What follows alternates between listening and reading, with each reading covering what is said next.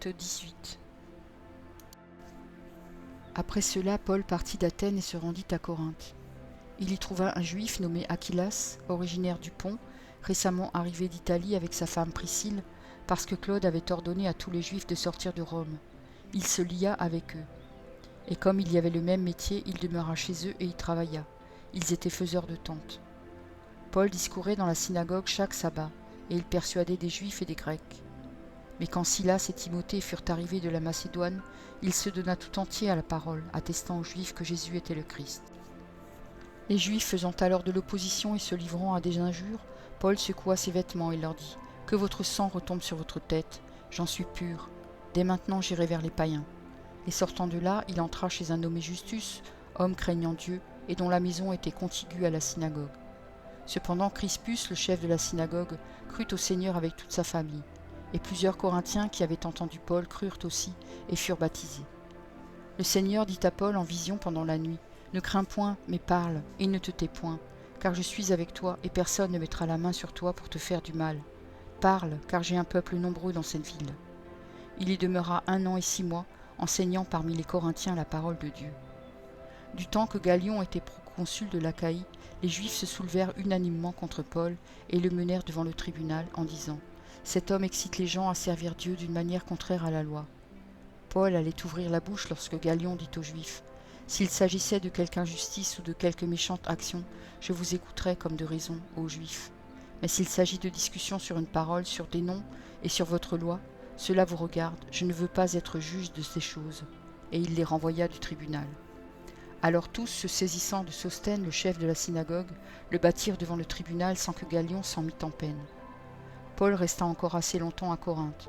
Ensuite il prit congé des frères et s'embarqua pour la Syrie, avec Priscille et Achillas, après s'être fait raser la tête à Sancré car il avait fait un vœu. Ils arrivèrent à Éphèse et Paul y laissa ses compagnons.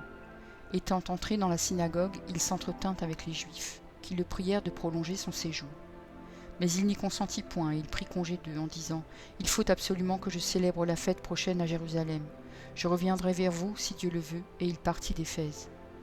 Étant débarqué à Césarée, il monta à Jérusalem et après avoir salué l'Église, il descendit à Antioche. Lorsqu'il eut passé quelque temps à Antioche, Paul se mit en route et parcourut successivement la Galatie et la Phrygie, fortifiant tous les disciples. Un Juif nommé Apollos, originaire d'Alexandrie, homme éloquent et versé dans les Écritures, vint à Éphèse.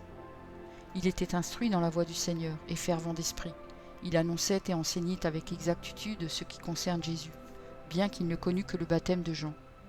Il se mit à parler librement dans la synagogue. Achillas et Priscille, l'ayant entendu, le prirent avec eux et lui exposèrent plus exactement la voie de Dieu. Comme il voulait passer en Achaïe, les frères l'y encouragèrent et écrivirent aux disciples de le bien recevoir. Quand il fut arrivé, il se rendit par la grâce de Dieu très utile à ceux qui avaient cru, car il réfutait vivement les Juifs en public, démontrant par les Écritures que Jésus est le Christ.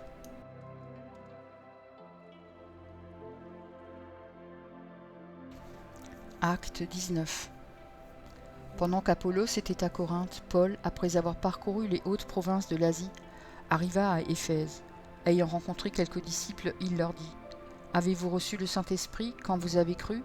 Ils lui répondirent « Nous n'avons pas même entendu dire qu'il y ait un Saint-Esprit. » Il dit « De quel baptême avez-vous donc été baptisés ?» Et ils répondirent « Du baptême de Jean. » Alors Paul dit « Jean a baptisé du baptême de repentance, disant au peuple de croire en celui qui venait après lui, c'est-à-dire en Jésus. » Sur ces paroles, ils furent baptisés au nom du Seigneur Jésus.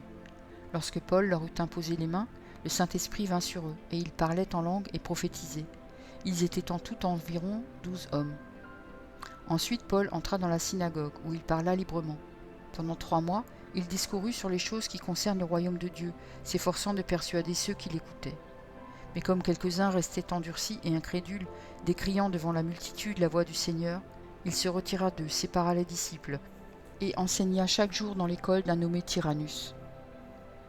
Cela dura 2 ans, de sorte que tous ceux qui habitaient l'Asie, juifs et grecs, entendirent la parole du Seigneur.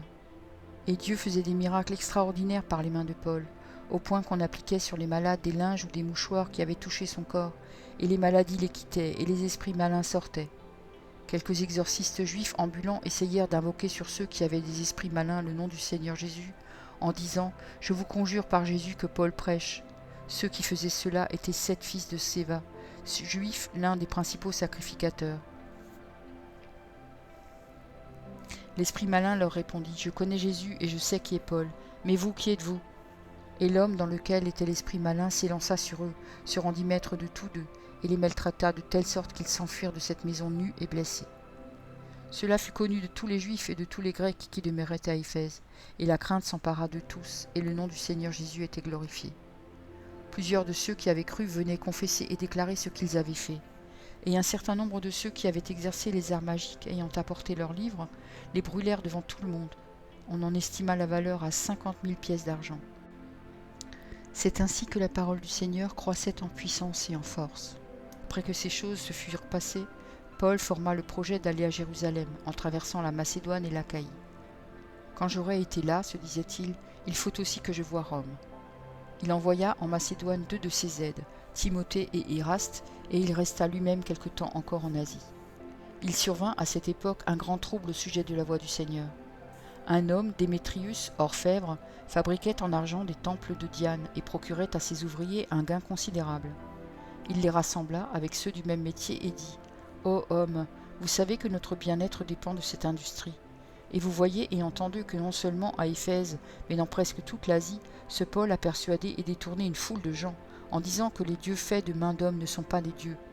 Le danger qui en résulte, ce n'est pas seulement que notre industrie ne tombe en discrédit, c'est encore que le temple de la grande déesse Diane ne soit tenu pour rien, et même que la majesté de celle qui est révérée dans toute l'Asie et dans le monde entier ne soit réduite à néant. » Ces paroles les ayant remplis de colère, ils se mirent à crier « Grande est la Diane des Éphésiens !» Toute la ville fut dans la confusion. Ils se précipitèrent tous ensemble au théâtre, entraînant avec eux Gaius et Aristarque, macédoniens, compagnons de voyage de Paul. Paul voulait se présenter devant le peuple, mais les disciples l'en empêchèrent. Quelques-uns même des Asiarques, qui étaient ses amis, envoyèrent vers lui pour l'engager à ne pas se rendre au théâtre. Les uns criaient d'une manière, les autres d'une autre, car le désordre régnait dans l'assemblée, et la plupart ne savaient pas pourquoi ils s'étaient réunis. Alors on fit sortir de la foule Alexandre, que les Juifs poussaient en avant, et Alexandre, faisant signe de la main, voulait parler au peuple. Mais quand ils reconnurent qu'il était juif, tous d'une seule voix crièrent pendant près de 2 heures « Grande est la Diane des Éphésiens !» Cependant le secrétaire, ayant apaisé la foule, dit « Homme Éphésien, quel est celui qui ignore que la ville d'Éphèse est la gardienne du temple de la grande Diane et de son simulacre tombé du ciel ? Cela étant incontestable, vous devez vous calmer et ne rien faire avec précipitation, car vous avez amené ces hommes qui ne sont coupables ni de sacrilège, ni de blasphème envers notre déesse. Si donc Démétrius et ses ouvriers ont à se plaindre de quelqu'un, il y a des jours d'audience et des proconsuls, qu'ils appellent en justice les uns les autres. Et si vous avez en vue d'autres objets, ils se régleront dans une assemblée légale.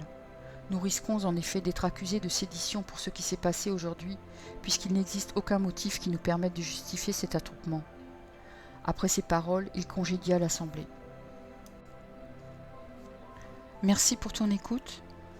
Je t'encourage à écouter encore la parole du Seigneur. J'ai pris un engagement avec lui et je publierai tous les jours un verset. Si j'en oublie un jour, j'en ferai 2 le lendemain. De ton côté, tout ce que tu as à faire, c'est de t'abonner à cette chaîne. Et s'il te plaît, n'oublie pas le pouce bleu. Et si tu veux me laisser un gentil commentaire, c'est aussi apprécié. Pour écouter la suite, clique simplement sur la vidéo du jour suivant, en haut à gauche. Que Dieu te bénisse.